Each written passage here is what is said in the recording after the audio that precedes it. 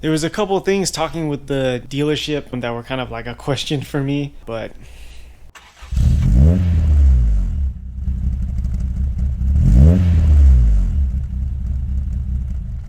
1994 Nissan Skyline GTST Navan Sedan.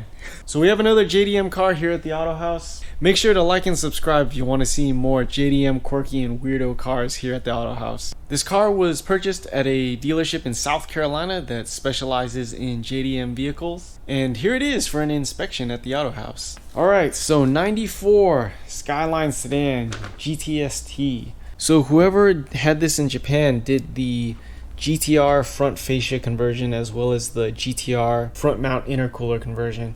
I think on the GTST, there's a small intercooler either just right there or there's dual small intercoolers, but in this case you can see this one has the GTR front mount. 18-inch Advan ABS rims. There's a Nismo catback exhaust. There's an unknown aftermarket downpipe, which we'll take a look at when we lift up the car. And then also a Blitz intake. So I've done a little bit of work on this car already just to get it roadworthy. This is actually not the original Blitz air filter. The Blitz intake is this mass airflow sensor adapter, which is pretty cool because it's like a velocity stack inside. The issue was that Blitz intake cone filter was actually not really a filter. It was more like some layered together chicken wire. So while the car sounded really cool, it basically filtered nothing. So we found, I think, like a 6.5 ID filter from Green Air Filters, and we installed it as like a real air filter to keep the engine protected. So GTR front mount intercooler conversion. I'm a little worried about these intercooler pipes. I'm not sure if this was like a kit from Japan or some guy made this, but you can see it's magnetic. So it's steel, and I'm really worried about corrosion inside these pipes and it getting sucked up into the intake, because I think that's why intercooler piping is usually made out of aluminum or plastic.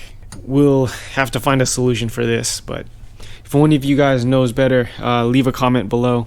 So yeah, otherwise pretty much stock. The owner really wanted a stock-ish or as stock as possible Skyline. It does have a HID kit and some aftermarket bulbs.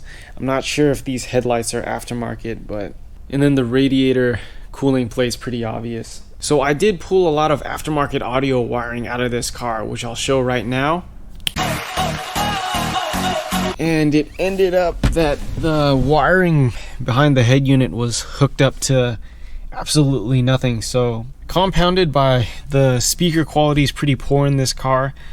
I imagine the guy in Japan who used to own this, he took out his fancy head unit and took out his good speakers. The new owner of this car installed this head unit. If you guys don't know, Japanese radio frequency is like 70.0 to 90.0. So for us in the US, that means all you can get is 88.5, which is NPR here in California. There is what looks like a Tomei short shifter, and the owner actually does not like this short shifter, so we're gonna put a factory shifter back in this car. Alright, so pretty cool. The owner already bought the OEM shifter for this car, and I was shocked because considering this is a 26-year-old car, I kept saying to the other people in the building, like, if this was a Toyota, this would not be possible. So again, there used to be a whole bunch of audio equipment in here that was not hooked up. There was like some speaker stuff on each corner, a Nakamichi amp, I think. So factory on a Skyline, there should be a panel right here, and this should be extra storage, but we're missing all this stuff right now. I imagine this car has been apart at some point. If you guys can make it out, this third brake light on the trunk is actually upside down. There's some areas of the car where the orange peel is actually different, so this may have gotten a repair or respray at some point. The hood's up right now, but same thing, when we close the hood, it doesn't quite line up. I don't know if that's from an accident or that's part of the front fascia conversion. Another thing I learned recently is that technically a GTR bumper shouldn't really fit on a sedan. And you can kind of see, I think it's too wide, so whoever did the front fascia conversion had to like pull everything forward. Yeah, you can see the gap right here too. So yeah, why don't we take a look under this thing.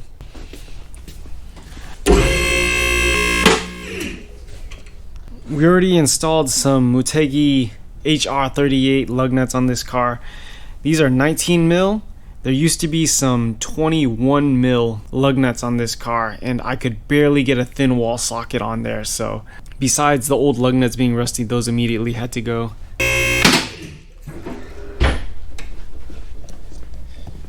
All right, let's take a look. So you can see the no-name downpipe that's on this thing. Yeah, not in terrible shape for being a 26-year-old car. There's really not any engine oil leaks on this thing. I had the under tray off before. Like a lot of 90s and 2000 eras Nissans I've had in here, these tension rod bushings are always torn up, but the owner bought some, I think, energy suspension poly bushings that we're gonna swap these out with. It's cool, these come with fixed calipers from factory. Yeah, again, not terrible for being 26 years old. No major leaks, not that much rust, except in these back corners. That's a little bit of an issue, right? Yoink. Yeah, same thing on the JDM driver's side. There's not completely a hole, but I don't want to poke a screwdriver through there and find out. The rear diff cover is leaking, but you know, that's not too terrible. This Nismo catback has a big hole.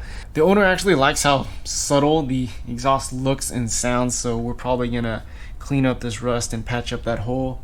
Yeah, again, not terrible. One thing I've noticed on a lot of JDM cars is, or I should say all JDM cars is, from what I understand, they factory do not come with undercoat, so you know, a lot more prone to rust.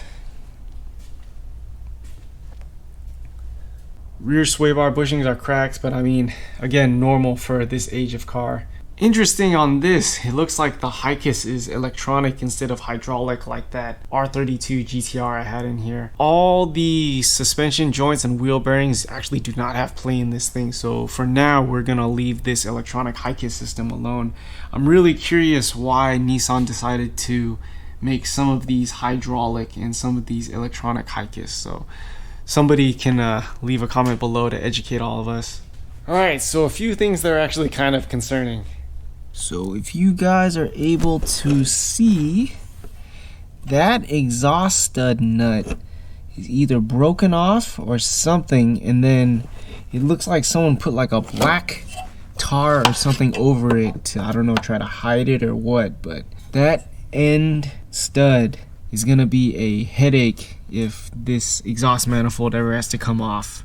Yeah, this intercooler piping has this mystery block off. I'm curious if that's for like a aftermarket blow off valve or what, but and then there's also this like mystery dent right here. Who knows what that's for. Alright, so most concerning of all,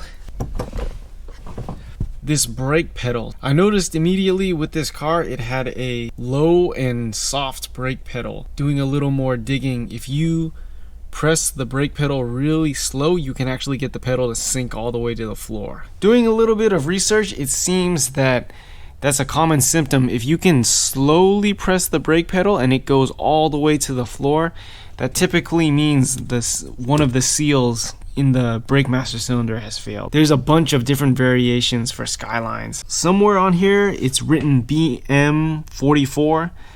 We are going to upgrade up to a BM50. I've seen GK Tech has a BM57, which is an even bigger bore. The BM50 is a 1 inch, and I think the BM57 is bigger than 1 inch. But the bigger bore on this thing, the firmer pedal, but again, kind of like the problems I was fighting with my Corolla previously, was that although you get a firmer pedal, the less amount of modulation, because this guy is pushing more fluid per pedal application. So being 26 years old, this car is actually not in that bad of shape. There was a couple of things talking with the dealership that sold this car, talking with them on the phone that were kind of like a question for me before this car arrived at the shop, but you know, we'll talk about those in another video. Yeah, again, cool car, straight six, turbo, it's a Skyline, 4 doors. Although we might need to lose these wind visors pretty soon. Driving it around, there's some interesting stuff, like These are actually power folding mirrors. At a certain speed, all 4 doors were actually auto lock themselves. Yeah, driving is really quiet inside this thing too. I'm curious if that's naturally how these things are, or the audiophile in Japan who used to own this thing added a bunch of sound deadening. Yeah, build quality is definitely what I would expect of a Japanese car. For some reason, Japanese cars, I mean, in my opinion, are always built better than their US counterparts. This thing's a little bit interesting because the detents are really stiff on this thing. So when I open the door, you can see you kind of gotta tug it open because the detents are so hard. And then I think it's amazing too, like 26-year-old, how clean this interior is. Yeah, pretty cool too. You can kind of tell Skyline was the top of the line for Nissan because these doors have this like double weather strip or double insulation. So yeah, overall cool car. Really lucked out with this thing being bought sight unseen. You and I both know who the owner of this car is. So who is this guy, you would be asking, that is crazy enough to be buying this thing sight unseen? It was me.